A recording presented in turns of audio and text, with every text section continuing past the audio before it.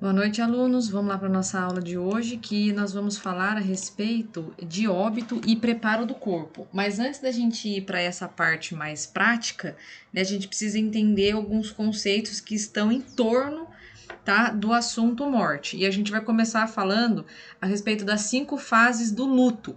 Aí eu queria que vocês prestassem bastante atenção no vídeo da girafa, tá?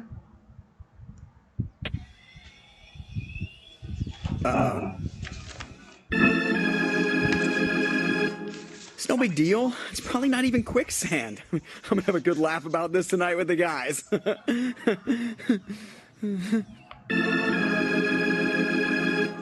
Well, this is just perfect. Stupid quicksand, stupid jungle. I want to bite someone in the face. Mother. Ah! That stupid jungle. Are you there, God? It's me, Giraffe. Listen, if you would just give me a mulligan on this quicksand thing, I promise. No more peeing on your shorter creatures. What, did you get a deal?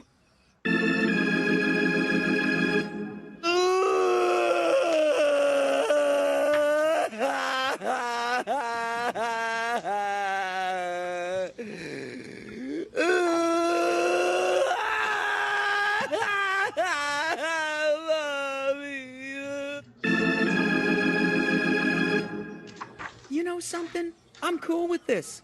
I bet heaven has all the tender leaves I can eat, and everyone gets their own Slurpee machine. Yeah, take me, sweet death. I await your loving embrace. What? I think I hit the bottom.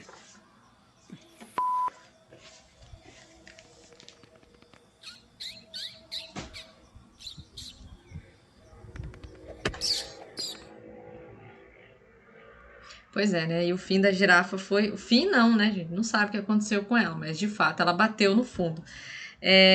Ficou bem claro as 5 fases ali, né?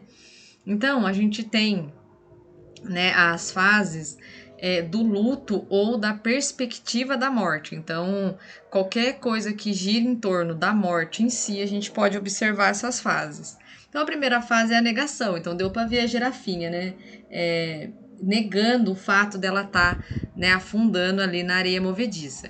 Então, é uma defesa psíquica que faz com que o indivíduo acabe negando o problema. Lembre, o problema, não especificamente a sua morte ou a morte de um ente querido. A descoberta de uma doença, um diagnóstico, tá?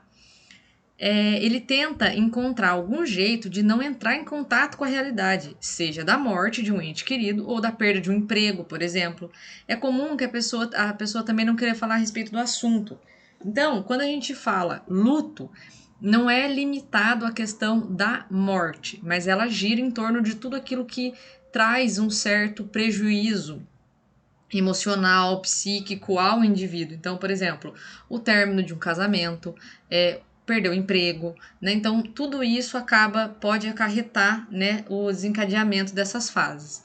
Depois vem a raiva, né? Então, em seguida, a girafinha falou ali uma sequência ali, de 99 palavrões, né? Quem não conhece uma pessoa que seja assim, né?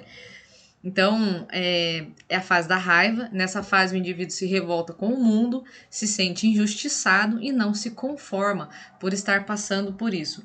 Então, nessa fase aqui da negação, para nós, agentes de saúde, nós temos o problema. O problema é que se o indivíduo nega a doença, automaticamente ele nega o tratamento, porque ele nega que ele precisa de ajuda. Isso é ruim pra gente. Aí ele vai desenvolver a raiva. É quando ele desconta as coisas na gente. Por isso que é preciso, é claro, tá, gente, que de nenhuma forma é aceitável nenhum tipo de violência verbal ou física contra o agente de saúde. Mas em alguns momentos, assim, alguns breves momentos, você pode observar que o paciente vai estar passando por uma situação que ele vai desencadear esse processo aqui, né?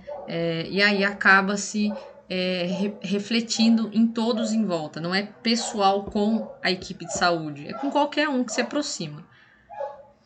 Barganha. Barganha, ele vai barganhar com quem? Vai barganhar com Deus, muito provavelmente. Por mais que as pessoas não acreditem, e grande parte das pessoas que não acreditam tendem a barganhar com Deus, isso é comum. né? Então, essa fase o indivíduo começa a negociar, começando com si mesmo. Então, ele acaba querendo dizer que ele vai ser uma pessoa melhor, que ele vai mudar, que aquilo não vai nunca mais acontecer, e faz promessa daqui, promessa igual a Peppa Aparecida, e acontece, e um monte de coisa. E como o discurso, né, vou ser uma pessoa melhor, serei mais gentil, simpático, irei ter uma vida saudável, e ele faz esse monte de promessas, né, para ele, para Deus, para todo mundo. Aí o que acontece?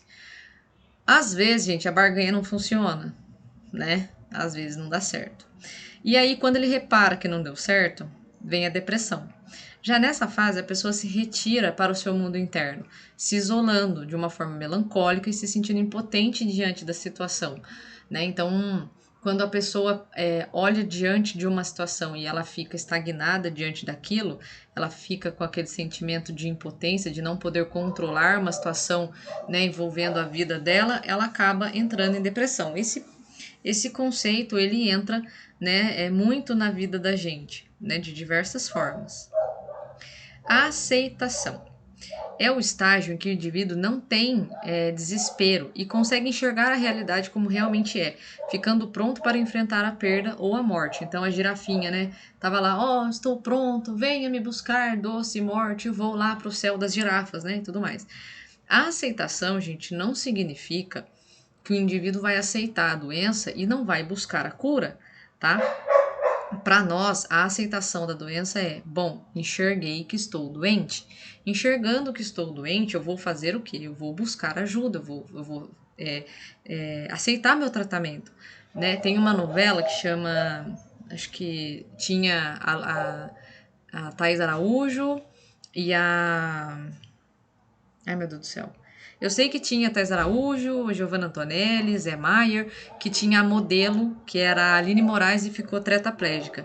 A Aline Moraes vivencia todas essas fases, tá? Quem lembra da novela, que ela ficou tetraplégica, né, numa viagem de volta, ela manifesta essas 5 fases e ela não morreu, ela ficou tetraplégica.